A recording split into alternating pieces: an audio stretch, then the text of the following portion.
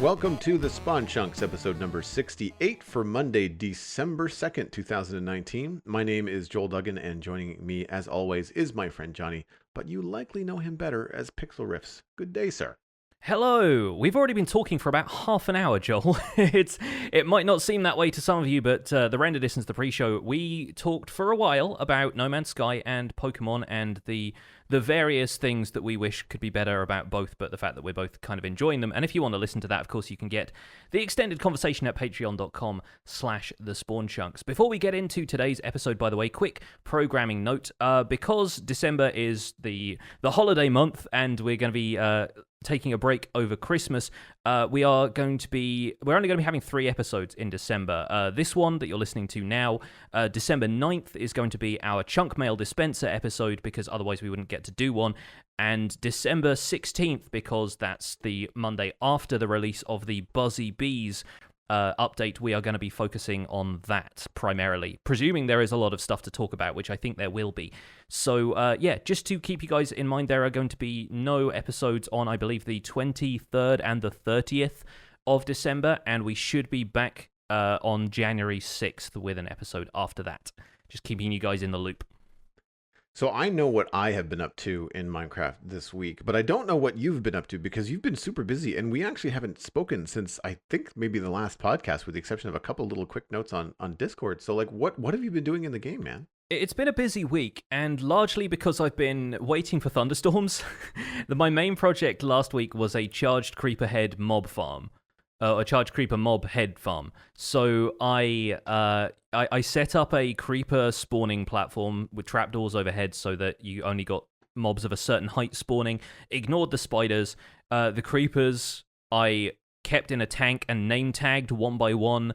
And then if a thunderstorm happened, I ran back to that area and tried to throw a trident at them, unsuccessfully a couple of times. But then I started an episode where I said, right, we're going to do it today, come hell or high water. And 2 minutes after I finished recording that clip, I switched off my recording software. A thunderstorm happened. I immediately switched my recording software back on and was able to carry on the episode. So eventually, yes, the Minecraft gods did bless me with a thunderstorm, and I've now got a mob spawner set up that sorts all of the mobs into zombies go into one cell, skeletons go into another, and creepers go into another, and then minecarts pick them up one at a time and bring them to where the charged creepers come up from the tank below. And it's a lot of messy glass and water streams and stuff, so you can see what's happening, but I'm now able to isolate one mob at a time, because in Java Edition you only get one mob head per charged creeper, which confused the Bedrock players, who apparently still get as many mobs as you can cram into a single area with a charged creeper, which is kind of annoying to me. But yeah, you can get one mob head per charged creeper, and I now have maybe 15 or 16 mob heads that I just didn't have before. A mix of skeletons, zombies, and creepers for decorative purposes, for banner making, that kind of stuff.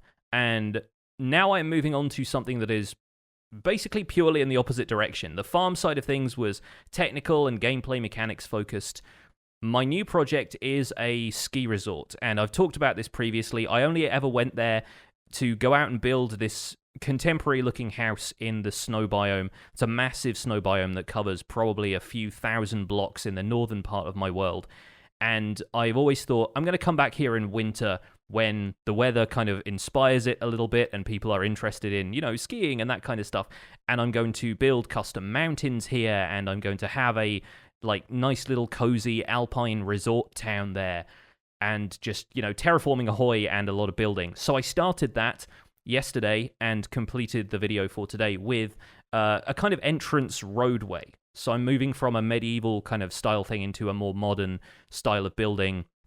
Got a road there made out of grey concrete powder and a big sign over the entrance, and I'm working with perspective a little bit more. So there are walls built up made out of stone, cobblestone, and leaves and ice and that kind of stuff either side of the road, so you don't really see the terrain open out in front of you until you're through the gates and you get to look at what will eventually be a decent-sized ski resort, but right now is just a collection of snow plains and an ice village over on the right-hand side. But it's it's really fun so far. I love working with snow. I really wish there was more stuff like snow in the games. Those sub-block layers of stuff. And I really wish they did that with sand because you can put in so much more detail and so much more subtlety of terrain using snow layers. So I'm really enjoying that project. But that's me. That's the complete roundup of what I've been doing because Nice. last week was basically just spent waiting around for a thunderstorm to happen. Yeah, I mean, you sent me a screenshot on Discord here before we started recording. I mean, I agree. I love what you've done with the walkway and the multi layers of snow and different like varying heights of different snow layers, and also really effective is like using diorite and different kinds of stone. Andesite, the new andesite texture is also really good for like making it look like frozen rock or rock that Yes. might be a little bit icy, but not like a full ice block. Like it's some sort of Diorite is perfect for that snow that's been piled up by the side of the road and has probably got a little bit of dirt in it. It turns to slush and then refreezes. Yep. I'm sure you're familiar, being Canadian. I am. Yeah. Yep. And it's the kind of stuff we get it around here every time we have a snowy winter. And yeah, I think diorite is perfect for that, blended in with the snow layers. The fact that we have slabs of raw diorite now as well, especially, I just think it really adds something, and it's a use for diorite that isn't just, hey, this is another stone type. It's difficult to disguise diorite as anything other than what it is, but I think this is one of the few uses where I'm really happy with it from an aesthetic point of view.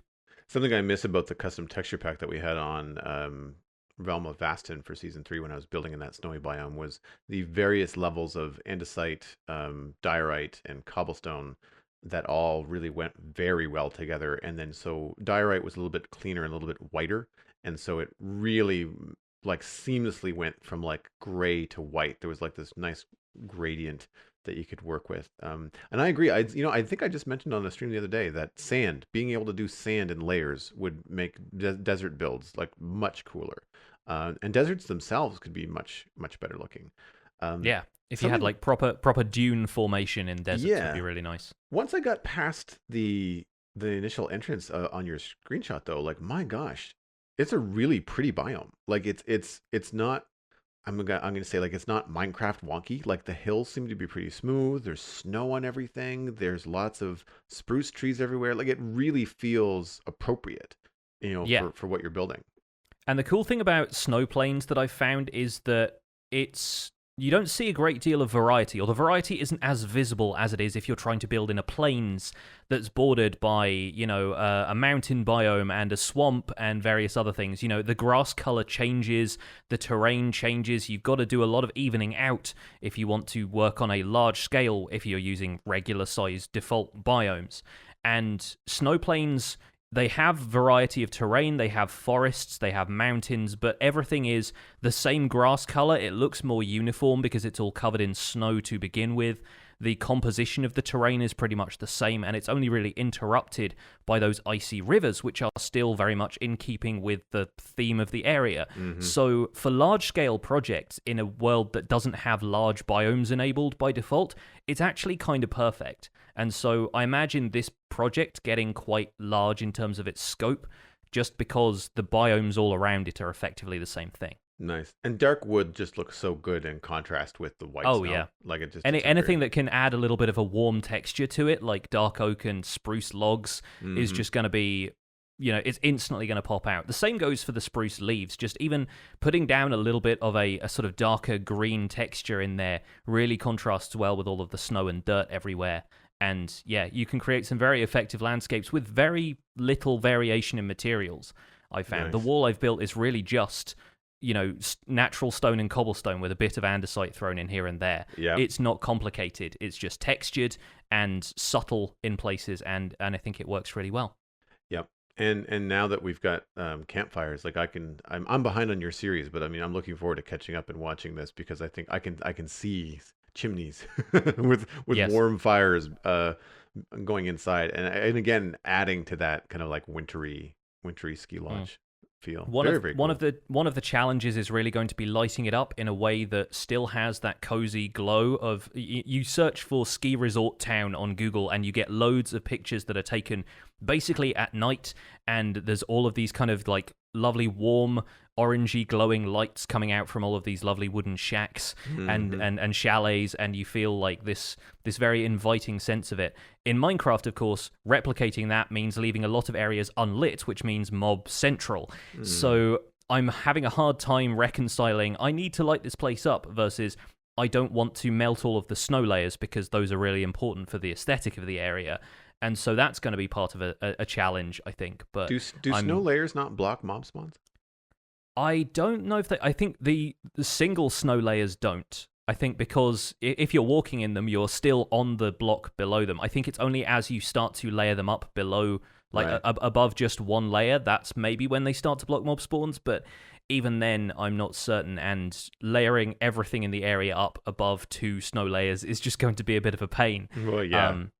Not to mention that, yeah, if I have the snow sort of ramping down towards the central road where it's supposed to be a little clearer, then inevitably there's going to be some spots I can't light up on the road, Yeah. and that's where the spawnable blocks are going to be: the roofs of houses, the tops of signs, that kind of thing. Yeah, I do. I've been running into that a lot with my own builds last week with the Nether, and trying to block zombie pigman spawns. Not that they're that dangerous to me, but they're just annoying. Like I Yeah, don't want them. they're just the worst. Yeah, they're really. I've mentioned this a number of times over the last few weeks in my streams that they don't add anything to the game for me. Like I'm not getting rid of them to protect myself. I'm getting rid of them because they just get in the way, Yeah. and they just make noises and the annoying noises and kind of walk in places they shouldn't be walking. So, I mean, one of the nice things about the new features in the latest update is that you can put redstone on top of doors or door frames or tunnel door frames and block mob spawns that way, and it's not visible from below. So, Yeah. carpets, you can always see the edge of carpets. So, as I've seen them previously, I've been blocking some mob spawns on top of doors with carpets. But as I come across one that I see, oh look, I've got carpet up there, I'll go up, remove it, and put redstone down because it looks much better. The only time I can't see it is that I have a custom texture on my black carpet. It has the exact same texture as black concrete, and so because of some void stuff that I wanted to do, and so if I've got black carpet on top of black concrete in the Nether, you can't see the edge of it because it's the same. And I would argue probably you wouldn't be able to see black wool that well or a black carpet with default texture that well either because the things are pretty dark in the Nether anyway. But gray and blue and other colors stand out terribly well because they're not the same as, say, a blue concrete or a gray stone. Gray carpet is a different color, so so they stand out. And it's funny that you're talking about an icy biome because that's the last tunnel that I completed this week. So over the last little while, I've been pushing these tunnels out from my Nether hub and trying to make them day one Minecraft cobblestone and netherrack walls. They were very function first and aesthetics second for the longest time. And in some cases, I had designed the floors, but I hadn't actually done anything with the walls. And it's been really interesting coming back to the Nether hub, which is well over a year old, probably a year and a half actually. And some of the rooms around it were designed a long time ago, and I'm quite happy with them. And then other rooms were like just started or designed a long time ago, and I'm not happy with them. So I've been kind of going around and sprucing things up, pardon the pun. And I did the last tunnel yesterday on stream. We finished up the northern tunnel, which for me as well goes to an ice spikes biome. So I made it with like white glass and quartz, and for the first time I was able to use packed ice blocks and light blue glass panes in combination to make kind of like icy stalactites falling from the ceiling. Yeah. And I'm looking at the screenshot now. I assume you're going to put this in the show notes for people. Yes, to, I'll have both of them in check the show out. notes. Yeah. It looks super great. Is that just the enhanced default shaders you've got running? I honestly don't know. I think that Yeah. might be the Silder's, like the fancy one. Right. Okay. Yeah. Because I've got like 4 or 5 shader packs, and I've not uninstalled the ones I don't like, and so I end up taking 4 or 5 screenshots real quick and then deleting the ones I don't like later, and I don't remember. Mhm. I need to make a mental note and kind of go through and clean up my shaders a bit. Yeah, it doesn't look too overdone, is what I'm thinking. It just looks nice and subtle, and it's just got that glow coming from below. It looks very atmospheric. I like it a lot. Thanks. Yeah. So I think it's just like a Silder's one, whereas there's or a BSL, because BSL was like really orange or something like that. But what's nice about this, it's the same technique that I've been using before, where the room that goes north has got light blue concrete walls, which look great with quartz. It's a very light blue, feels almost Roman, in a way, Yeah. like a bathhouse, but it also feels very cold. but I didn't want to have this exact same color. So what I did was I put um, a 2 deep wall with light blue concrete on the back and a white stained glass on top of it. Now, because I have a Hmm. connected glass texture, it really helps with changing the color so it becomes an even lighter blue, almost like a frosty blue, which is nice, kind of a pastel. And then I was going to do the icicles, which is just packed ice blocks, like basically drawing icicles in Minecraft. And I was going to put them in front of everything, but I just didn't want the room to feel too claustrophobic, and I didn't want a Yeah. wide tunnel. I wanted a narrow tunnel. And somebody came up with the idea of putting them in the glass in my chat room. And I thought, that could look really cool. And sure enough, when you put them in the glass, it gives kind of like a fun edge to them because the white glass and the ice are on the same plane. And so Yeah. it gives you this kind of like white edge to the icicle. And then I started building them out as they got closer to the roof. And it's something new. It's something different. I didn't want to do pillars. I didn't want to do like a 5 wide pattern that you just repeat, for the tunnel. I wanted to try and come up with something new. And so this was a lot of fun. And it Yeah. really matches. Sorry, go ahead. It definitely looks like a nice combination of something that's more like a mural, where it's all just kind of as though it was painted onto the wall, but then actually having a 3D element of it coming out towards the top, where you're not going to be banging your head on it every 5 minutes. It's yeah, I like that style of stuff where it's sort of half just a wall design and then half really coming into the room as a 3D element. Thanks. Yeah, I mean, it was a lot of fun, and I like doing stuff like this because it's pretty random. Like you don't have to worry about having a tight pattern and having things be evenly spaced. You just kind of like randomly have this ice kind of like go in an angle or go up 3 or over 2 or what. You just kind of try to make it look as organic as you can. So the trick I find is just not think too much. Just kind of like Yeah. throw down some quote unquote lines, I'll call it, and then go from there. And so that this was really fun, and I've managed to complete all of the other rooms. The only thing left, which is not part of the initial navigation from the Nether hub, is the Iron Farm room. And that I'm leaving until I finish the fixes on the Iron Farm because it's currently broken with the new mechanics. And so Hmm. until I fix that and know what it's going to look like, there's no sense in changing the room to look like the new Iron Farm. So that's the only thing that's left out. So the only room that still has like an open door that doesn't have any decoration and it still has a netherrack ceiling, but everything else is done and sort of color coded. And I didn't realize it until I walked around at the end of the stream the other day, but as you go around from direction to direction, I've managed to kind of blend colors. So if you go west to the desert, it's sand. If you go south to the dark oak forest, it's dark oak. Like these are the colors that kind of strike you when you go in these main tunnels. But those are the cardinal directions. If you go to the rooms that are connecting on the offshoots, so the northeast or the southwest, etc., I've managed to kind of like meld them together. So Hmm. when you go from south to west, you go to a combination room of dark oak and sandstone before you get to the sandstone. And then if you go from west to north, which is sandstone and quartz, you go into this weird mixed room where it's a combination of sandstone and prismarine, and then you get into the blue.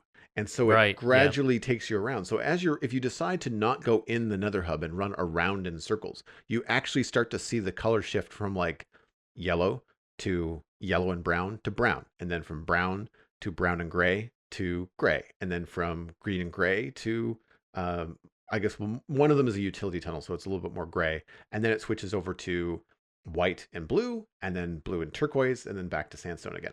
And it's really effective and way better than signs. I like the idea of color coding the tunnels, either by design or by color or whatever you want to do, rather than having a little wood sign on a thing that says "Go this way to desert." You know? Yeah, it's something that feels a little bit more intuitive as a means of navigation without having to make it all wordy and stuff. You're Yeah, showing exactly. people where to go instead of telling people where to go. Yeah, exactly. And it not having to stop and read a sign is also kind of cool. I mean, Hmm. we do still have them. It's just that they're hidden in the doorways, like they're tucked away so you can't actually see them. Yeah. And so that way new people on the server or people that are trying to find like, which direction is the Wither skeleton farm or whatever, like at least that way, you can find your way should you need to. But now instead of saying like telling someone, northeast, south or west, you can just say go down the red tunnel. Yeah. Or go down the sandstone tunnel. It goes to the desert, and people are just like, well, which one is like, well, okay, it's the bright yellow one. Like it's very easy to find, and Hmm. so it's been a lot of fun for an artist that likes to design things and when you design things, they always have a purpose. Like you're always trying to communicate something. So doing this kind of stuff, I didn't realize just how much information I was communicating to a player that's wandering around on the Citadel. So it's been a lot of fun. Super cool. Let's get into the news because there's a lot of it. So I Yeah. feel like we should really cover that sooner rather than later. So we can start off with the Minecraft 1.15 pre-releases. Pre-release 2 came out like the day after our podcast last week. Pre-release 3 came out somewhere in between. And I anticipate maybe another pre-release is going to be coming out this week before the full release on next Tuesday, I believe, or next Tuesday, yes, the 10th. Yeah, the 10th. So I mean, to kind of summarize, in pre-release 2, they tweaked chunk loading performance calculations. Settings, the respawn point by using a bed now shows a message to confirm that you've done that. Added stats for anvil and grindstone interaction counts. Fixed bugs worth noting are items thrown at the side of a honey block will keep their horizontal trajectory despite slower speed. That's been fixed. And traveling back from the Nether creates a new portal in a random location. Also fixed, which is good, because I heard a lot of people complaining about the Nether, portal situation with the snapshots. So that's good. Yeah. A lot of the other bugs, which are all listed on the Minecraft.net post, refer to rendering and texture pack bugs that they are squashing as they move forward. So that's all good. Like, I mean, if you want to read them, there's a huge list of them, but we picked out a couple that we thought were worth mentioning. Yeah, moving on to pre-release 3, there is more chunk loading and performance fixes. Text colors on signs now match how they looked in previous versions, so presumably a little bit brighter. They've made sure foxes are not players, and I think that's probably just something to do with mob pathfinding and maybe like targeting foxes, or maybe thinking that like a fox was a player for the purposes of commands and teleporting them and that kind of stuff. Not quite sure. A little bit cryptic, but still. Fixed bugs worth noting from this pre-release were that water wasn't properly connecting to itself. That is now fixed. And glitchy chunk rendering was back in the previous pre-release and is now also fixed. There do seem to be a lot of these returning bugs that, for whatever reason, they've adjusted one thing and then something has come back. Kind of like ghost blocks did in the later versions of Minecraft 1.14. So some little tweak here and there has just brought a bunch of other issues back in. So hopefully that's some stuff that they can iron out before we get the launch next week. And if you do go to Minecraft.net from our show notes, we'll have a link to the direct post for the snapshots. But Minecraft.net itself, I noticed, got a redesign, and a much needed one. It is much clearer and craftier in the way that they present information to you. And we're expanding the Minecraft library. It reminded me full force that when you land on Minecraft.net now, front and center are a list of Minecraft games, plural, with an S. Minecraft, Minecraft Dungeons, and Minecraft Earth.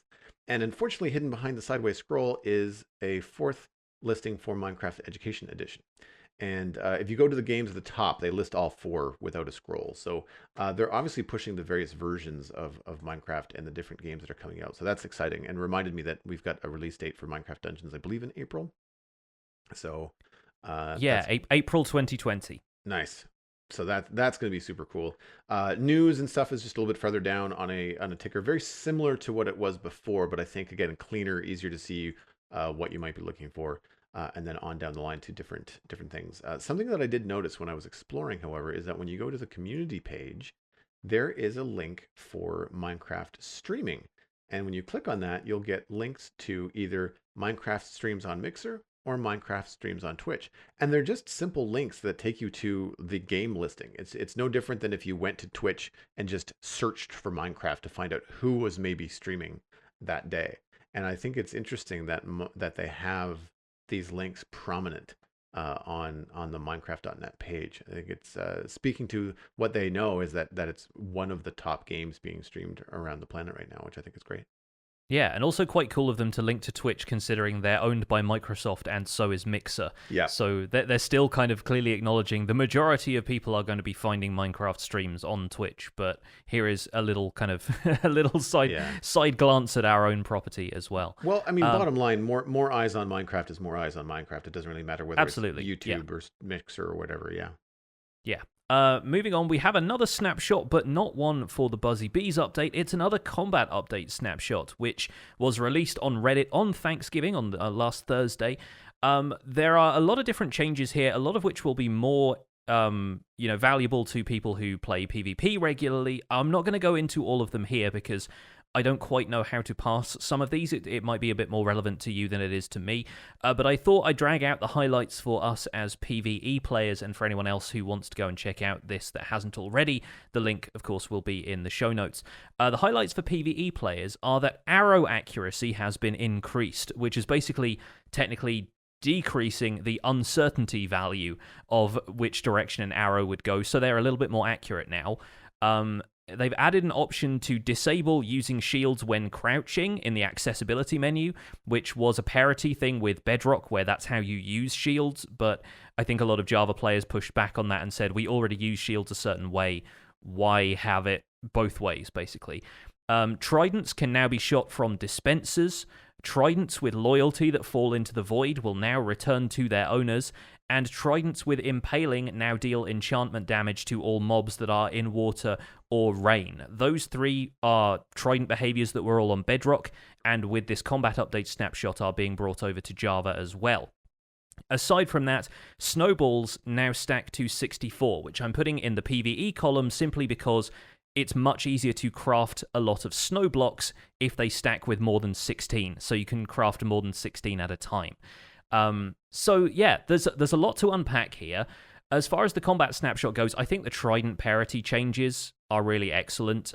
They balance tridents much better, specifically the fact that impaling now deals extra damage to any mob if it's just in water or it's currently raining at the time. That really balances tridents because the only hostile mob that was really affected by tridents before was guardians, because they're the only thing that counts as a hostile water mob. Even the drowned, as we've covered previously, count in the undead column, so impaling doesn't do any extra damage to them. But now it's going to detect whether or not the mob is standing in water or is standing out in the rain, and you're going to be able to deal more damage to it with a trident. So technically, that's kind of cool for PvE players, but it might also create an interesting environment for PvP players if, it happens to be raining at the time, you've got a trident, your opponent doesn't, suddenly you have a bit of an advantage. Nice. Also, with the dispenser functionality, trident killers may be possible in Java Edition that are in Bedrock.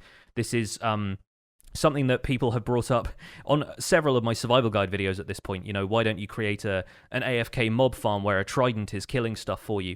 And that's only possible in Bedrock Edition right now, and that's kind of one of the more common methods for technical players to earn XP, is because using a trident on a mob, I think technically still counts as a player kill in Bedrock right now, so you're still automating it and you're able to farm mobs that way.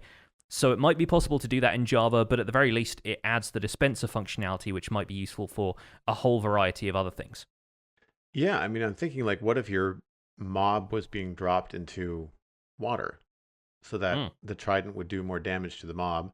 If it's got impaling. Yeah, have a hopper underneath that, collect the trident, put it back in the dispenser, shoot it again. Like, just, it could be... The only trick there is, I guess, that eventually your trident is going to run out of durability?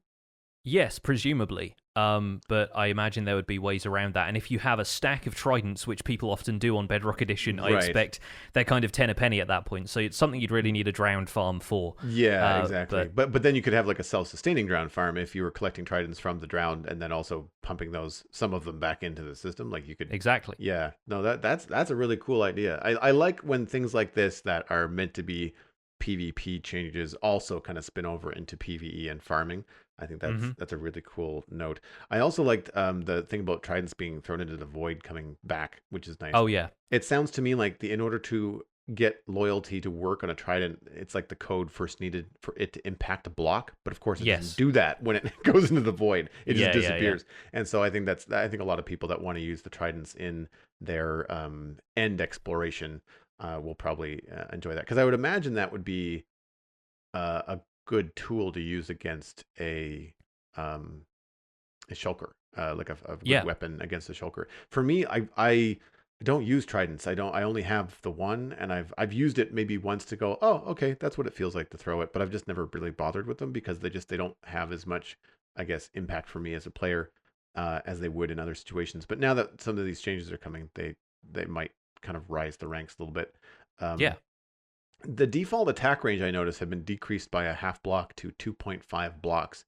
That to me, I'm not sure that's a good thing. I think for PvP, it might be good, but for PvE, like I already have trouble hitting Endermen that are at the back of my Enderman farm, and they're only 2.5 blocks away now, or 3 blocks away now. Yeah. And so It's I it's don't worth know. noting. Sorry, it's worth noting that is the default attack reach, and swords have a separate attack reach value. So if you're using a sword to swipe at stuff, Okay. I think the sword attack reach is actually just 3.5, Okay. and it isn't affected by the default attack reach stats. So Okay, that's good to know. you might And you might yeah, not have as much problem there. and that's why I brought it up, because like, well, it's okay. I don't know what like default attack reach. I'm not sure what is augmented with other tools, that sort of thing. And I think that's one thing that they explored early on in the combat updates, was that different tools had different attack ranges, if I remember. Yeah, Different yeah. weapons. So The they're expecting axes to be like a much more close range thing, and Mhm. swords to keep people at a distance. Yeah. Speaking of axes, one of the things I noted was that they could put enchantments on axes, which I thought was really cool, because if you're not dealing with a lot of PvE stuff, if you're doing mostly PvP stuff, but you're dealing mostly with the environment, if you're just out collecting trees and stuff like that, and you needed a lot of inventory space, like that one extra item that you have to have, that sword on your hotbar, if you've just got an axe that has all of the same enchantments on it that a sword does, then you could potentially have one less thing to have to carry with you if you're not really into combat right now, if you're just building. That way your attack tool and your chopping tool are the same. And I think that that's a pretty cool thing, not only for RP, but also for just like efficiency and playing the game. Yeah, definitely. It's a shame that you can't get looting on axes right now, but I think you can already get sharpness and smite and so forth. The change specifically is that you can now apply all of those in the enchantment table, as opposed to having to enchant them directly with books. But yeah, you can definitely have a sharpness axe now, but yeah, it's also ties into the fact that in previous snapshots they have decreased the amount of durability damage an axe takes, so it now only does 1 durability when attacking, kind of legitimizing it as a weapon. And it's still kind of slow to use, but if you're one-shotting stuff with a smite axe, you don't really need to worry too much about the timing of things. So yeah, worth having, I think. Yeah, I missed the part about the exchanging table being the caveat to that note. Yeah. The arrow accuracy thing I thought was worth bringing up, because arrow accuracy isn't just about combat. Various people have made secret entrances to bases where you have to shoot an arrow with shoot a button with an arrow, and if your arrow veers off to the side and shoots the block next to it, it's not particularly great. So depending on your personal accuracy, I guess, but also the random variation the game would add to it, it's just making stuff like that a little bit more efficient, which is nice. I wonder if that's also going to affect how arrows are shot from dispensers, because that could make certain redstone contraptions a bit more reliable as well. Especially with the new target block coming. Yes, yeah, definitely. I wonder if those two sort of go hand in hand, as it were. Well, given the target block has like a higher redstone output the closest to the bullseye that you are, I would imagine that it would be wholly frustrating in a mini game if like there's a lot of randomness in there. Yes. Yeah, like when you're saying, "Hey, be skillful, but we're gonna mess with you." I don't know how fun that would be. I think it would be more fun to have accuracy be a higher priority, I think, in those situations. I kind of wonder if it's going to apply also to crossbows, and also what happens when you shoot a target block with multi-shot and you end up with 3 arrows in 3 different locations. Is the redstone output going to multiply as a result? We don't know. All of the above. Yes, we'll see. Let's move on to chunk mail, though, because we've got a nice long email here from somebody who has a little bit of interesting input in Minecraft Earth news, and I'm going to have to scroll down so I can see the pronunciation guide. Elbe Wilyami. I hope I'm pronouncing that right. Thank you so much for your email. It says, "Hi, Joel and Pix. You asked for a bit more of a frosty view on Minecraft Earth, and I'm here to deliver that. I agree with the points you've discussed about the game in previous episodes, so I'm going to repeat as little as possible and concentrate more on the Finnish side of the experience. I found it quite peculiar that Minecraft Earth was released in Finland, among other cold countries, in November. You've got to be really dedicated to go out and tap the tappables while it's cold and snowing and your phone is going crazy because the screen is getting wet.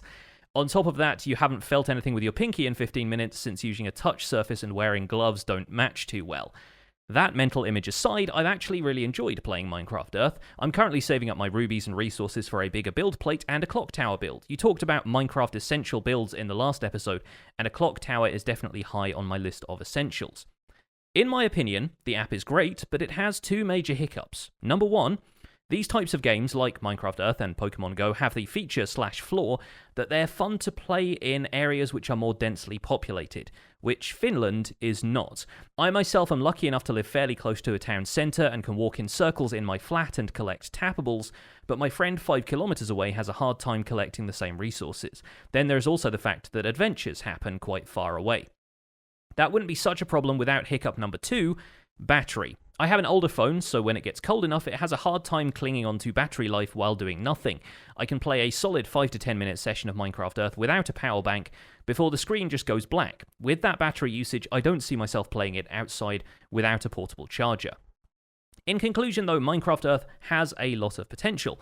Thanks for the amazing podcast you're doing. It's perfect listening to the more grindy side of It's perfect listening for the more grindy side of Minecraft. And special thanks to the survival guide. Thank you.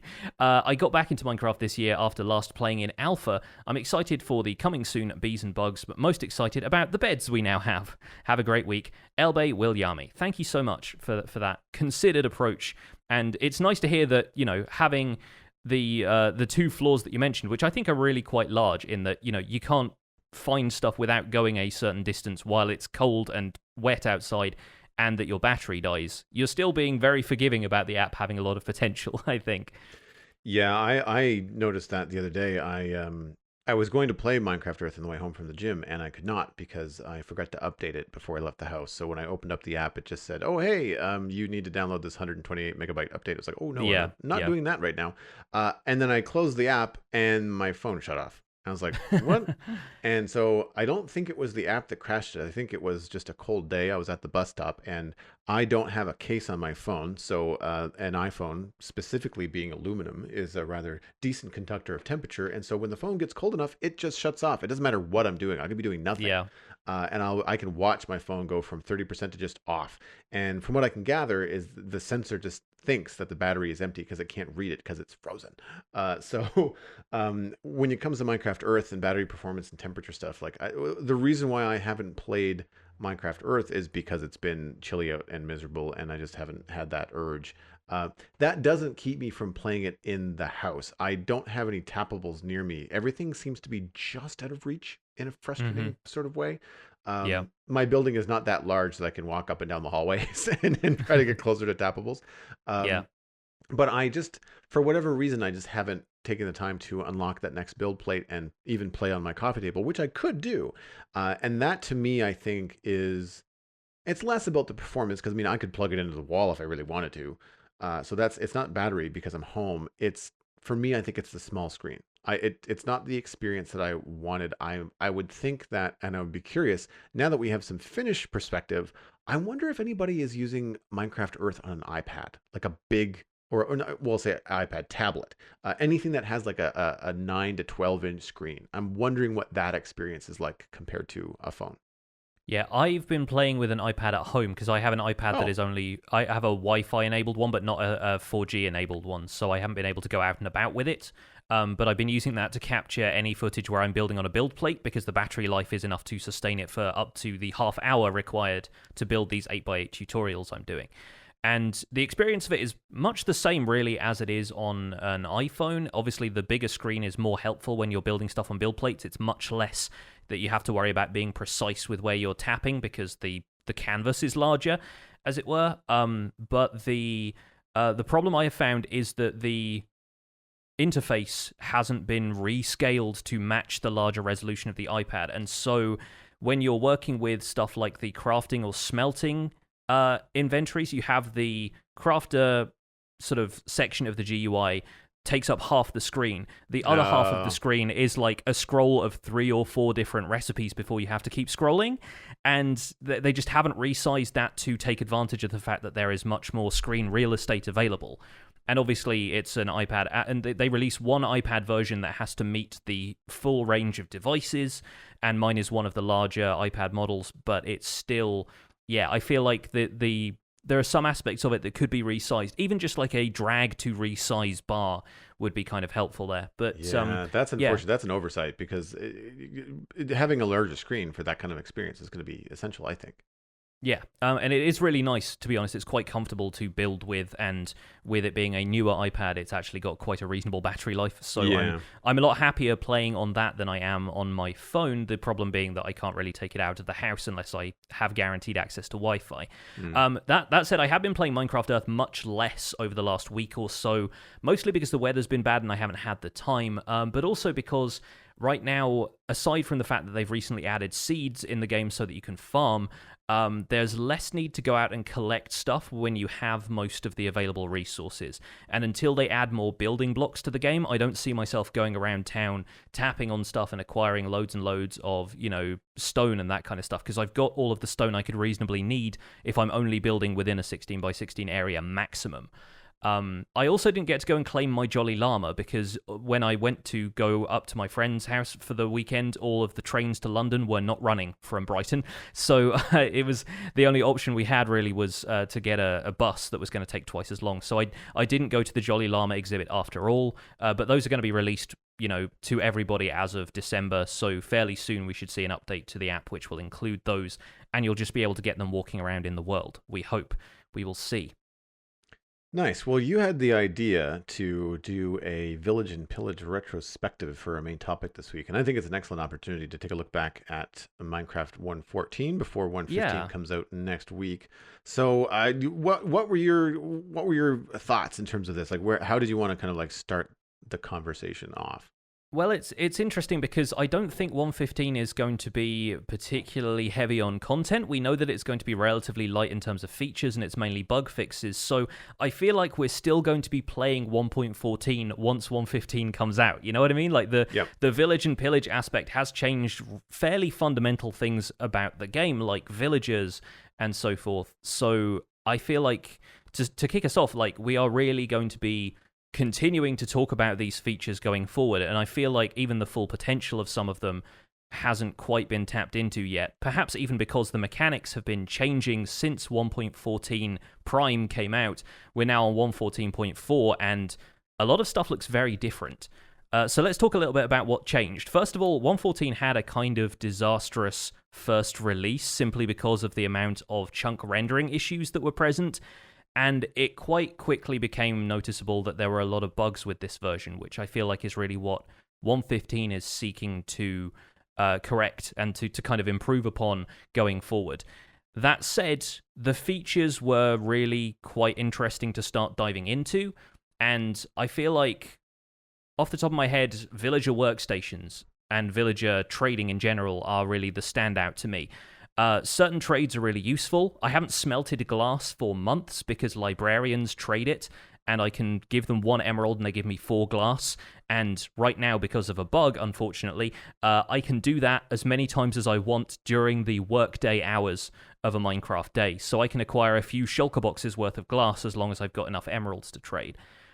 We also had the stonemason villager added because...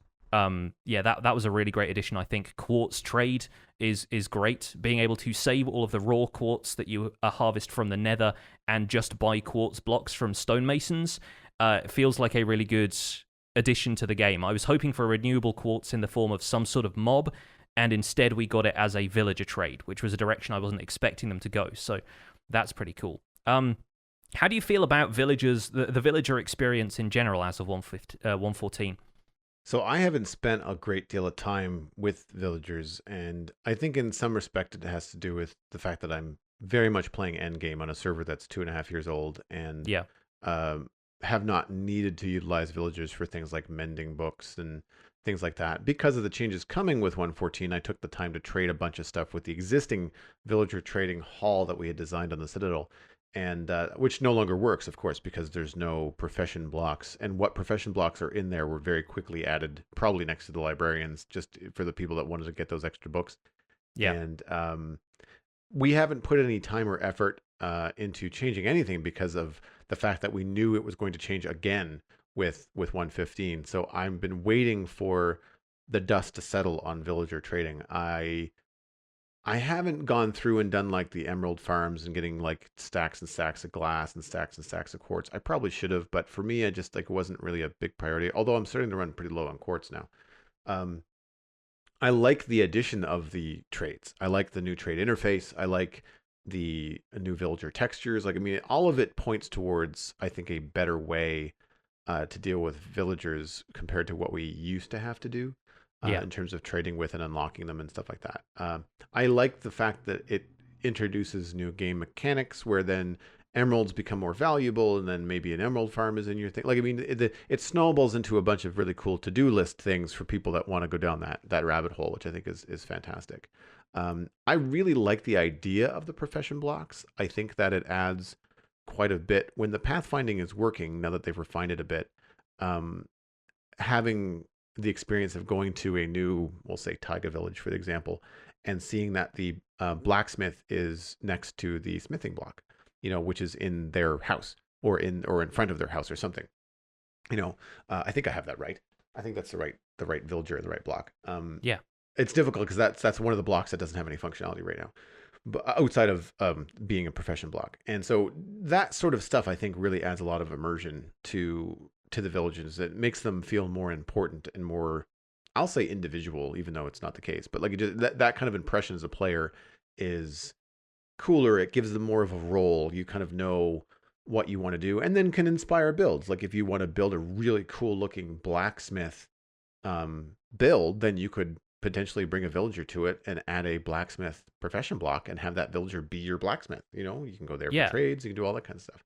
Not to mention the fact that there are now new outfits for each of these villagers. So Yes. the personality of villagers really starts to come through a little bit. Instead of them just having a Mhm. white coat or a black apron, they now have, an eye patch and some tools on a tool belt, or Mhm. they've got a book on their head because they're a librarian, or the cartographer has a monocle. There are definitely a lot more, personality features being added. And like you said, that contributes to immersion in a big way.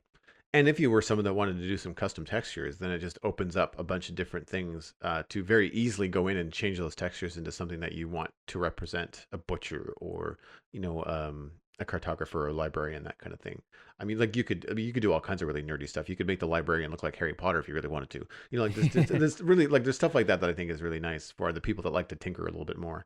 I also, while we're talking about profession blocks, those to me stood out in terms of both the cool addition of textures, things that were sorely needed in Minecraft, the blast furnace, the smithing table, I think the bottom of the stone cutter, they have a fairly metallic look to them. They're just a little bit Yeah. shinier than something like smooth stone, but not as, we'll say, single purpose as, say, like an iron block, which doesn't really seem to be able to be used for much, other than just storing iron. And they really added a much needed metallic library, albeit very small and limited because it's mostly the tops or the bottoms of the blocks. A little bit more flexibility with the blast furnace having like a cool 50% texture on the back of it, which I've used actually to my advantage in my wither skeleton farm. Hmm. Um, but then you have the flip side of that, which is like the very limited use case, if anything. So the smithing table and fletching table still have no function. I'm assuming those are probably coming with the combat update. Um, and that's just a guess. But then you also have the blast furnace, which to me was really disappointing because you're like, well, it smelts ore twice as fast, but no one needs ore smelted once you're at endgame. Like it's not quite as useful as it looks like it might be. Yeah. One nice thing about data packs is that you can control the speed at which things are smelted. So I have not implemented it yet just because I haven't had the time, but I do have on my computer a downloaded data pack that takes all of the things that you would normally smelt in a furnace, like netherrack, glass, stone, non mineral blocks, and smelts them twice as fast in a blast furnace. That's it. That's all it is. It's a simple change. It's the same thing that the blast furnace does, just for more blocks, which to me just makes sense. And it's the kind of thing where like you realize it doesn't do it, and then you look at its sister block, the smoker, which I think is an excellent addition to the game. Cooks chicken twice as fast, cooks pork. All the food gets cooked twice as fast as you would think it would. and then the blast furnace doesn't do its thing. So that to me is one of those things about 114 that I found was like a little bit. It's lovely to have all these new things. I don't ever want to sound like I'm saying like, "Boom, you gave us new blocks," but there are these little things that feel like they're oversights, and these are the kind of things that kind of bubble to the top when I think about 114. It's either stuff that has been broken since the start and been through so many iterations that I haven't played with it because I don't know where the dust is going to settle, or there are things that I haven't really utilized because, well, the functionality just isn't there. Like, why would I bother to build blast furnaces when they really only smelt things that I don't need them to smelt? So I've only been using them as a decorative block.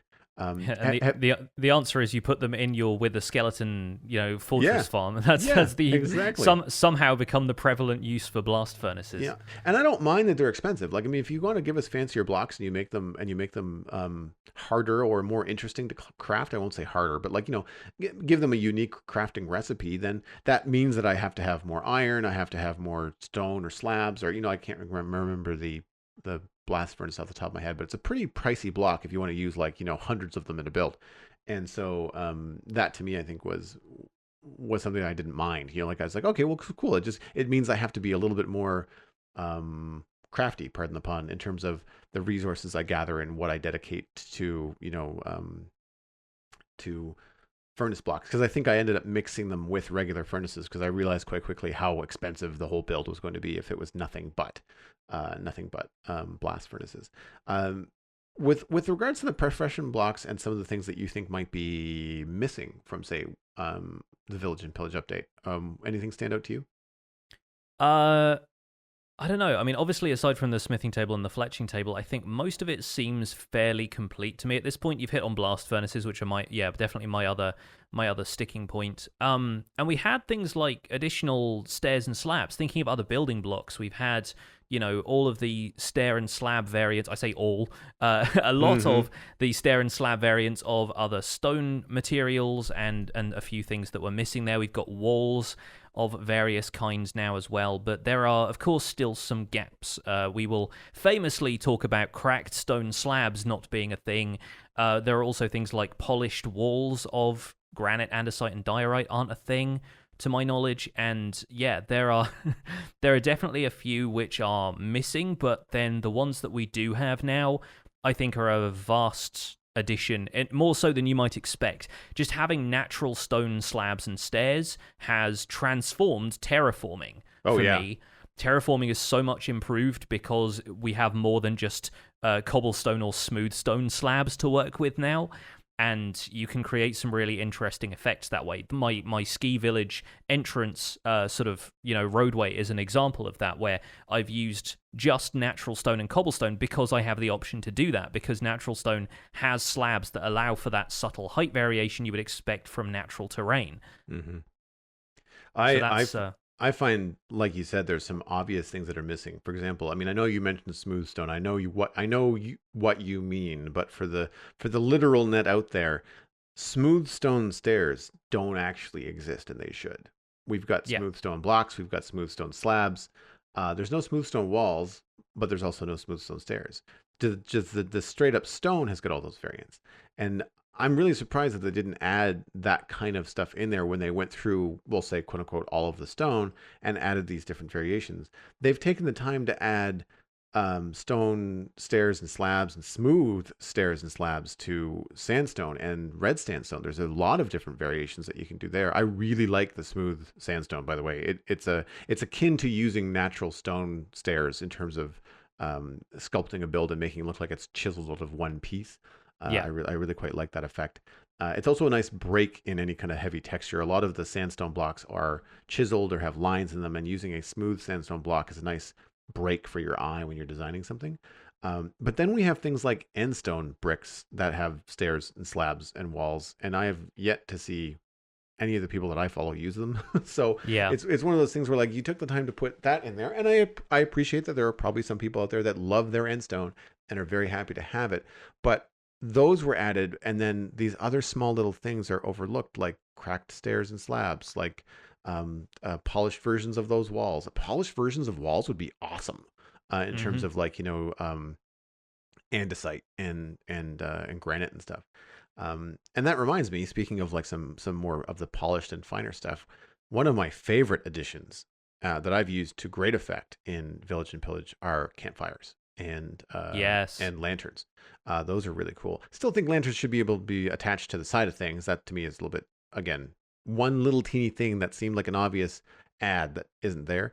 But campfires, so much fun to play with the smoke effect. Yeah, definitely. Just having the particle effects and having a little bit of functionality thrown in, but not essential. Like, I have not used campfires to cook a whole bunch of stuff yet, but it's still super nice to have that as an option. And the unlit campfire being used as a kind of lattice or a kind of trellis for outdoor builds is super fun. I've seen a lot of people using that for like rustic porch roofs and that kind of thing. So there are a variety of things you can do with a campfire that I think make them a very valuable addition to the game. Yeah, I've seen an unlit campfire used as like a train track bridge, like a minecart rail sort of bridge situation. It's very cool. Something that I have not used, and it's for no other reason other than I just haven't had the need, and that's scaffolding and bamboo. Uh, Yeah. a Yeah. good part of that is that I'm just not building things that are that high. And so it's just faster for me to have 16 netherrack in my inventory and just jump up 5 or 6 blocks and then jump down. It insta-mines, like it's fine.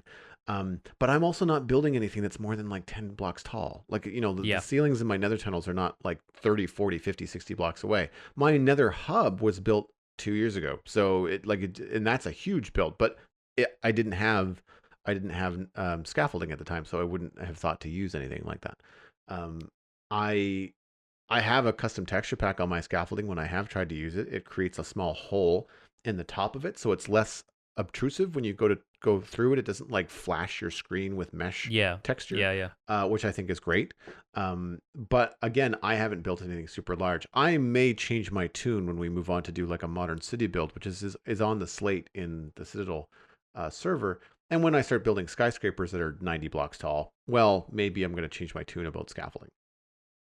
Yeah, I like scaffolding a lot when I remember to use it. It's one of those things that is also a little bit difficult to master. It's got some odd behaviors that almost seem contrary to the way we expect to place blocks, but once you get the hang of it, it is pretty useful. And I find it mostly useful for creating high AFK spots. If you need to be like above a farm by 128 blocks, you just place 2 stacks of scaffolding from the bottom upwards and then you climb it. And it looks very temporary, but you can use a lot of those on a more permanent basis. Right. And it's just nicer than creating an ugly netherrack pillar that you're going to demolish again. And it can just become the basis for like getting up there in the first place, placing a couple of solid blocks in the sky, and then deleting the tower really easily from the bottom upwards. Yeah. I think scaffolding is best used in combination with elytra, though. I can't imagine anybody building a tower that high and then going like having to hold shift to go all the way back down it. I feel like if you can jump off the top of a tower and land safely, it makes it a lot more of a worthwhile experience for me. And for me with bubble columns and water drops, like I would much prefer to travel long vertical distances that way, where I don't have to touch anything and I go a heck of a lot faster than climbing. For me, I think that would be a good resource for them. I know that the math on the value of scaffolding in a furnace has changed in one of the recent pre-releases. Yes, it's going to have a much longer burn time, apparently. Yeah, so I don't know whether that brings it on par with anything else in the game. I know that bamboo has a very short smelt time, but because you can get so much bamboo so quickly, it's quickly become a favorite fuel for people that have a lot of super smelters. Yes, yeah, and I've used that a couple of times with, zero ticking farms and that kind of thing to some effect. Yeah, I think bamboo is also quite nice as an aesthetic addition, especially in sort of Japanese and Chinese inspired builds, especially the kind of thing that you would expect bamboo to be growing. Even in modern houses, the fact that you can put one in a flower pot is also kind of nice. One of the members of my server, Anna the Dev, she's got. She said it was temporary. It's just because she wanted to use bamboo, so she was growing it around her house, and she just decided to formulaically draw a square around her house, and it actually kind of looks like a fence, but it's a natural, like, green fence of bamboo. And again, like you said, it's a very attractive block. Yeah, it is. I'll go through a few negatives now, because I do have a couple of things that I think are a little bit lacking or just like missed the mark for me. I love I love pillagers, but I hate patrols and I hate Bad Omen.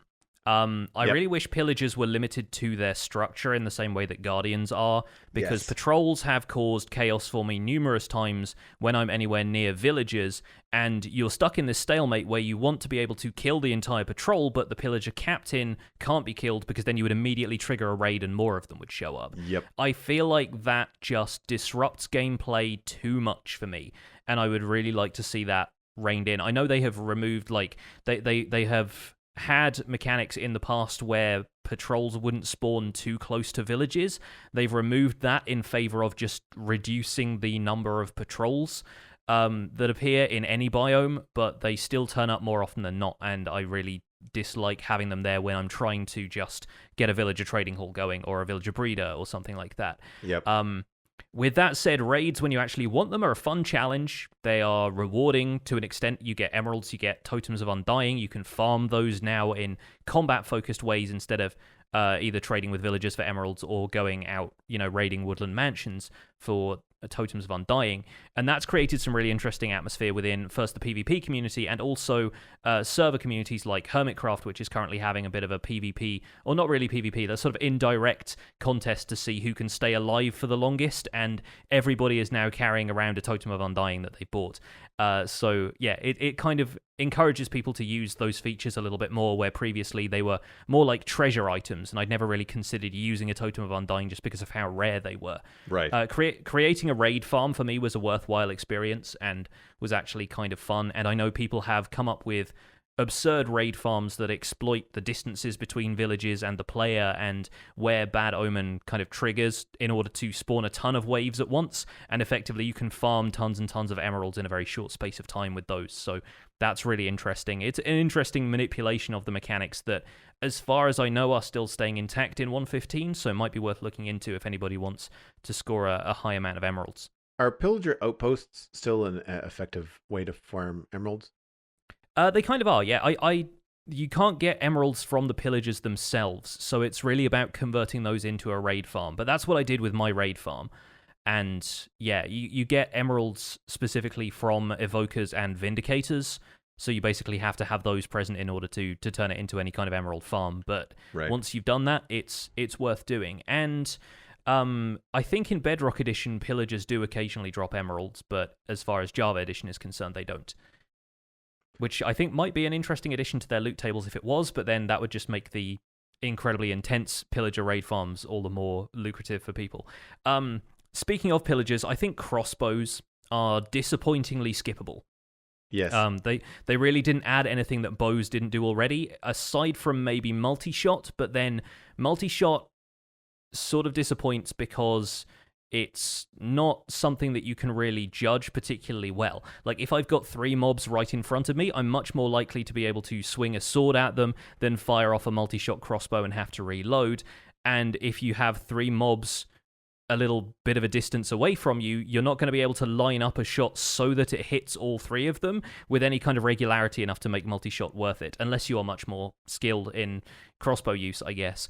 The eventual combat update, which we're getting, has allowed multi-shot crossbows to hit with all of their arrows instead of just one, so effectively you can use it like a shotgun. It could be kind of like, it's a scatter shot at a distance, but it's a lot of damage up close. Like tridents, I feel like those potentially could come back into vogue a little bit once combat gets this update, but we don't know exactly when that's going to be. I should add that to as an addendum to our discussion of it earlier. It's not going to be linked to any one version of Minecraft. It's basically going to be when we think we have implemented this and enough people are happy, then we will just go ahead and do it that way. Yeah. The last thing I'm not happy with from 1.14 is the Wandering Trader. And we've dragged the Wandering Trader on previous episodes, but he needs better trades, or he will forever be useless to anybody who isn't playing Skyblock, in my opinion. As somebody who has been playing in my world for 1,200 hours now, I don't think the Wandering Trader would have much to offer me in any case, but I don't even look at the guys anymore. Like, the only thing I think I would be vaguely interested in is if they had Nautilus shells and I hadn't been bothered to go to my Drowned farm recently. Right. I feel like they could offer an even broader range of stuff with more randomness thrown in, and maybe just like rare items showing up occasionally, like we've said before, like tridents or like the occasional enchanted book that might be difficult to get from all of the librarians, especially if new enchantments get added to the game and there's even more stuff to sort through. I think it would be nice for Wandering Traders to really have a greater variety of stuff. But then there's potential for that to be skipping progression and game breaking and that kind of thing, so I can understand why they don't. However, in the meantime, the Wandering Trader is a nice looking but ultimately useless distraction to me. I feel like, and I know this has come up either in our discussions on the show before over the last 9 months or from listener feedback, and that is that the Wandering Trader is probably aimed at new players. Like, it's meant to be like, here's a coral block, and the player goes, what the heck is a coral block? Where can I find that? Or that's a thing? I didn't know that was a thing. And in our discussions about Minecraft not having enough in the game to say point you towards the Nether, the fact that you have to look up on the wiki or find out from friends how to build a Nether portal, and the game doesn't actually show you that directly in any sort of meaningful way. The Wandering Trader does sort of fulfill that void of like, oh, here's some spruce trees, or here's some acacia logs. It's like, I've never seen an acacia tree. Where do I get those? So it does sort of like, encourage exploration and explain to people that are playing in a biome that might be huge, a huge plains or forest biome where they just don't get to see the variation in blocks right away. They might encourage them. So I can appreciate that. But like you said, once you've played the game for more than 30 minutes, you're really kind of past that already. And you kind of have all the stuff that you need to keep going. 30 minutes might be an exaggeration. But like, once you've had, a bit of time in the game and you have a handle on it, you quickly realize that, oh, wait a minute. Now that I know where these blocks are and I can get them, buying sand from this guy is silly. I can mine it much faster now that I know where a desert is. So the usefulness drops away quite quickly. I think that's the problem, is just the lack of use after a certain point in the game. I feel like they could be more evergreen if they had a greater variety of stuff to trade you, because in the early game, the stuff that these traders are selling is all obviously going to be like 3 or 4 or 5 emeralds a piece, and I feel like in the early game, even if they haven't done much exploring yet, that probably means players don't have a great deal of emeralds anyway. So all they're being doing is shown a variety of things they can't buy, and then when they go out and mine those resources themselves because they found them, the Wandering Trader is still useless because they've got the resources now and they don't need to buy them from him. So it's a bit of a catch-22. Yeah, what if his currency wasn't emeralds? Like, what if his currency was just other blocks? Like, I want... If it was like a straight-up trade instead of, like, buying something with currency, it would make a lot more sense to me. Yeah, like, I want 16 grass blocks or 32 grass blocks, and that will give you four glass, or 4... I don't know, coral, or like something that's really hard to get early game. But you have to trade a lot of, like, the trade being like, well, you have this resource, you have access to it. The chances of you having a lot of it, though, to get stacks and stacks are probably minimal. So if you want, a small bit of glass or things that you don't have yet, then here is a way to get that with some of the resources that you do have on hand, like stone or diorite or whatever. That could be a little bit more fun. They do add a little bit of ambience to the game. It's kind of fun to see them wandering around. I ignore them. It's just like, oh, there's a Wandering Trader. That's fun. It's like, if nothing else, they've become a running joke to me at this point, and I feel like they have value in that sense. It's just something to shake your fists at in the same way that some people do at diorite or whatever. It's like having a feature to hate does make the game somehow more endearing in a strange way. Well, it's like I mentioned in the render distance. Like, when you're this passionate about a game or a property or an experience in life, you tend to zone in on the little things because they don't live up to the expectations or the experience of the rest of the game. Yeah, definitely. On the flip side of that, I feel like there are some mobs which are, in theory, kind of useless, but actually add some more value to the game than just sort of being there. Foxes are an example of that. I think they are potentially the best balance between a wild mob and a mob that actually has functionality and is worth keeping around just because it's cute in some cases. Foxes being able to farm wild berries for you, sweet berries, and in some cases being used in chicken farms is kind of cool. And I feel like the amount of work that was put into their appearance and their behavior, the fact that you can sort of half tame them, they can be made to trust you a little bit more, the fact that they have that leaping animation when they go to attack something, I feel like that really sets them apart from the previous ambient mobs like polar bears and things, which were ultimately deemed to be worthless additions in a sense. Like they're good for ambience, but really nothing else. And I think foxes are like that. I feel like pandas sort of straddle the line for me, because pandas are something I see so rarely, not being around a jungle biome with a bamboo forest all the time. I don't tend to see all that much of them. And they've got a bunch of fun features like the fact that they eat cake if you drop it on the ground, and the fact that there are all of these different variants of pandas. There are some that are rare, there are some that sneeze and drop slime balls, but I just don't find myself compelled to spend a lot of time around them. Now, pandas are obviously very tied into the Chinese national identity, and the Chinese players might be having an absolute field day with them. And I feel like depending on what you want to do in Minecraft, you can probably bring pandas into your experience in one way or another. But for me, I don't feel like they're an essential part of Minecraft. I don't feel like foxes are either, but I feel more compelled to do stuff with foxes than I do with pandas for the moment. Yeah, and you brought up sweet berries. No, that's one of the things for me is kind of a lackluster addition in 114. I don't hate them, but I don't use them because, well, once I have them, there's really nothing I can do with them. Yeah. Like they don't give you any kind of super food buff. They don't contribute to the game in any other way other than slowing mobs and damaging you. And they look okay. It's not my favorite texture. I don't find it matches with anything. Um, Something that I find with the 114 texture update, well, an excellent update across the board, as they've added more blocks to the game, I've noticed that there's not a lot of color harmony. So they've added this great berry bush, and it's this prickly green color, but it doesn't go with anything else.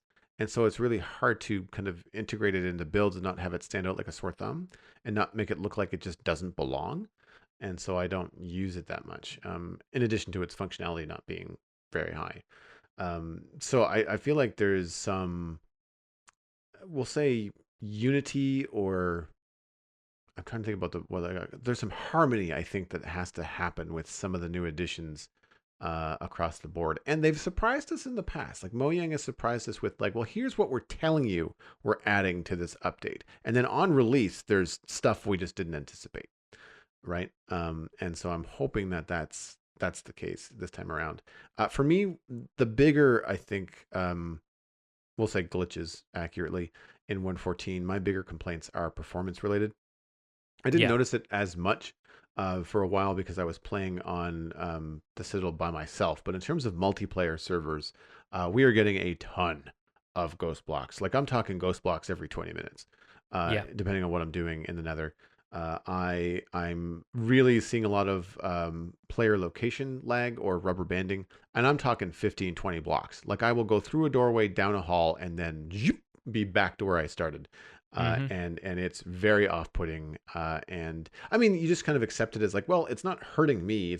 I'm not losing blocks. I'm not, things like this are not breaking the game, but it's obviously not a good experience, especially for the other 3 or 4 or 5 people that are on the server. And for people like you and I that have like patron servers, it becomes an issue for people that have lower connectivity, that sort of thing. So I am looking forward to both the feedback that we've had from some of our listeners that are playing on single player and on multiplayer servers for 115 being a better performer in terms of that kind of thing than 114 was. I had to dig back and kind of look at some of my notes on other podcasts about 114, and there was a solid 2 weeks where I couldn't play it at all Yeah. because there was a rendering issue where, I mean, obviously everyone experienced the chunk rendering problem, but I specifically on a Mac had a screen tearing bug that made it impossible to play. And I just could not play for 2 weeks until they fixed it. I think that was maybe 14.3 or 14.4 that it fixed, but it was definitely a long time. And I think we had updated the server, and other people on the server could play because they were PC players, but I couldn't because I was on a Mac. And so that was really tricky. So I'm cautiously optimistic, but I am not going to be updating to Buzzy Bees the day one. I'll download it and I'll try it on a single player world. I do have plans to download the Citadel as a backup and load it into a single player and mess around with it in 115. But I'll be waiting a little while before the dust settles to install it on the Citadel server. and see where we go from there. Especially because I mean they're revamping the way that texture packs work, and I have a couple of texture packs that I would like to continue to use. So I want to make sure that those are up to date and changed and work with the new update. If anything, actually, it might kick my butt into gear and get my texture pack organized, and rather than running 3 or 4, just run one. Because I've got things I like in different things, and I should really just combine them all to the best of my abilities into one thing. Call it the Citadel Pack or something like that. Just so not just for me, but also to distribute to other members in the server. So if they want to use it, they can do that. And it's going to be worth knowing what changes in that respect and exactly how some of that stuff needs to be reformatted, because texture pack creators are usually kind of on top of that thing, but it's still a world I know very little about. Thinking about other stuff that changed between 1.14 and 1.14.3 and 4, iron farms went through a bit of a rough time for a while.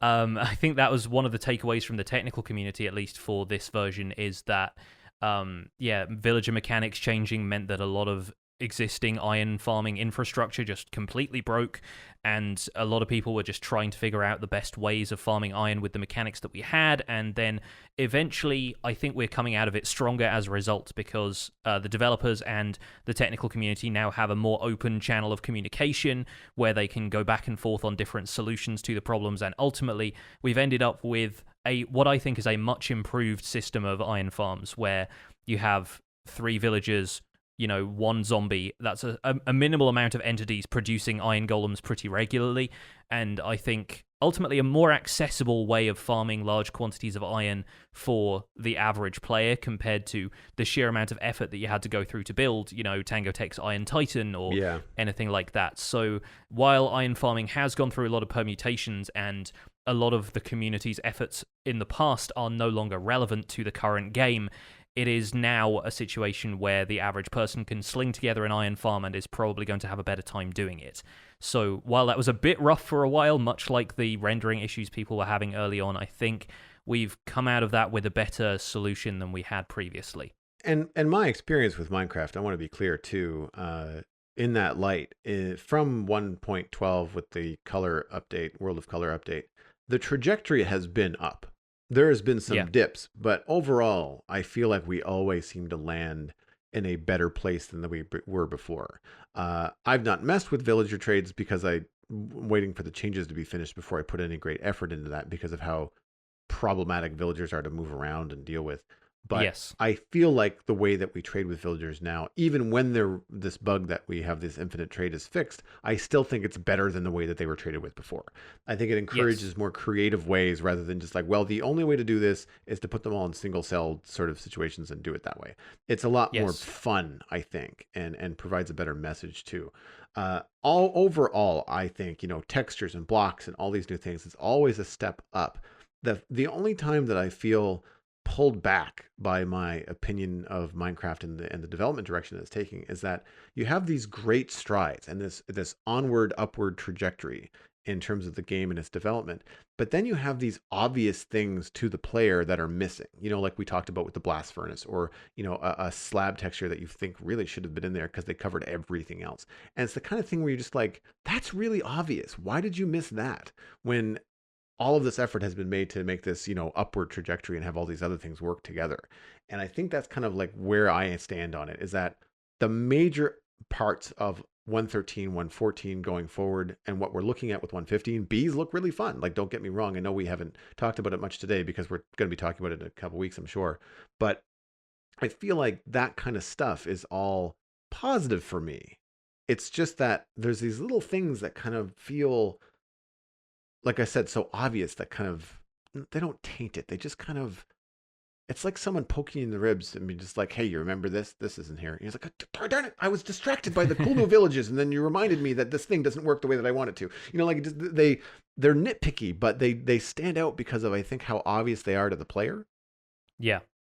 Yeah, I would agree with that. I think looking forward, we are potentially looking at 1.15 adding some stuff and fixing some stuff that almost feels like 1.15 is like completing 1.14 in a weird sort of way. While there are still, like you said, a few omissions in the case of, certain slabs and blocks and stuff not being quite there, and functionality for some stuff not quite being there, I think with fixing bugs with villager trading and getting the villager trading behavior really locked in, and no more changes coming to iron farming and various other things, I really feel like 1.15 is, if not, limiting them from making any changes in future, if down the line some of this stuff really needs to be rebalanced and addressed, I think 1.15 is sort of calling an end to the idea that 1.14 is not quite complete. I'm really hoping that that's the thing we take away from it. And looking forward, I'm interested in what we can do with bees, and honey blocks are really going to open up slime block technology to people in a way that I don't think a lot of people will have messed with slime blocks before. It's going to be possible to do a lot more with those now, if just the snapshot development on like piston doors and stuff is anything to go by. So I'm very much looking forward to that. But I think the main thing is going to be hearing what the community thinks. And next episode, as I mentioned at the top of the show, is going to be a chunk mail dispenser episode. So if you have opinions about what you've taken away from 1.14 that you would like to share with us, please do send them in to thespawnchunks@gmail.com. It's always lovely to hear from people, and I'm sure we'll have an absolute ton of email to read on the next show. But that is going to be it for this episode of The Spawn Chunks. Thank you so much for listening, and you can find some of the links to the stuff we've talked about today at thespawnchunks.com. The music for the show is composed by me, and The Spawn Chunks is proud, as always, to be a listener-supported podcast. This is the top end of the month. We like to give our patrons an extra special thank you at the start of the month because Patreon is currently processing all of its stuff. And if you want to join our community, visit patreon.com/thespawnchunks. Pledging at any level there will get you an invite to our patrons-only Discord chat, gets us closer to our next milestone goals, and you can join our community, which is currently at 139 patrons, which is down one from last week, but once again, it is Patreon processing time, so sometimes those things don't just come through all the time. I want to give a special thanks to our content engineers, Cameron Sigelski, Greena Canuck, JD Williamson, and Yitz for their support on this episode. Sharing the podcast with your friends is the easiest way to support the show. It's free. Just tell people about it. You can find us at The Spawn Chunks on Twitter and Instagram, but personal recommendations are by far the best way to share the podcast. Poke a friend in the arm, tell server mates about it, say, hey, these guys are talking about all the latest things happening in Minecraft and Minecraft Earth and Minecraft Dungeons when it comes out. So we're going to be hopefully touching on a lot of things in the future. So please share it around. It really does help us quite a bit. You can email the show, as Jonny suggested, at thespawnchunks@gmail.com. Subscribe on iTunes, Android, Stitcher, Spotify, and now YouTube. And of course, you can find the RSS feed on thespawnchunks.com, and the patron-only RSS feed for the extended conversation in the render distance is on the Patreon page. My name is Jonny, but online I go by Pixel Riffs, and you can find most of what I do at youtube.com/pixelriffs, where I attempt to make sense of this crazy and wonderful game and occasionally take a winter holiday at the Minecraft Survival Guide series. I stream 3 days a week on Twitch, doing behind-the-scenes work for the Survival Guide. A lot of terraforming going to be happening there fairly soon. I'm also the voice of the unofficial Hermitcraft recap, which you can find through a quick YouTube search. Aside from that, I'm at Pixel Riffs on both Twitter and Instagram. Joel, where can people find you online? Everything that I am doing online right now is at joelduggan.com. That includes links to podcasts I do, like the Citadel Cafe about sci-fi and fantasy entertainment, as well as Twitch and YouTube and other places where I share my Minecraft and now my No Man's Sky streams. So if you're into those kind of fun exploratory video games, then check me out on Twitch. I've been having a lot of fun over there. It's twitch.tv/joelduggan. Thanks for visiting the Spawn Chunks. The world outside is infinite, and winter is coming.